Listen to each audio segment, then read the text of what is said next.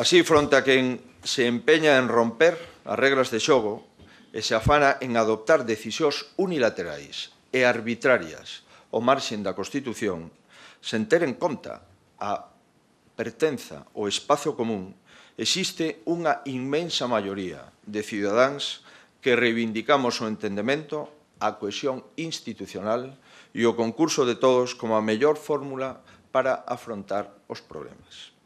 Porque só desde a lealdade, só desde a solidaridade, dende o diálogo e dende a cooperación, seremos quen de dar resposta aos desafíos presentes e tamén aos desafíos futuros.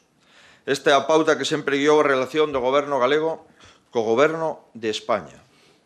Pódose asegurar que tamén nesta nova etapa que agora comeza a cooperación seguirá rexendo, como non pode ser de outro xeito, a relación de Galicia co Goberno central e coa Administración Xeral do Estado. Non me cabe dúbida de que, pese a estar lonxe, bastante, da terra, dende as túas novas responsabilidades, querido Samuel, seguirás traballando por Galicia, é dicir, por España. Dende aquí agradecemos os servicios prestados, non como frase retórica, senón como sentimento especial, e agradecemos tamén que sigas traballando por España dende o Oriente.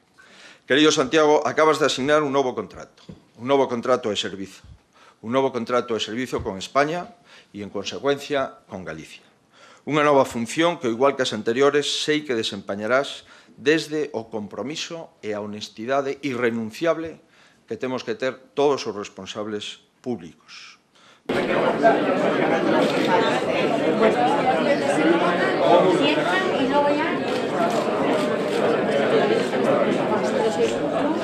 De noviembre de 2014. Felipe Rey, la presidenta del...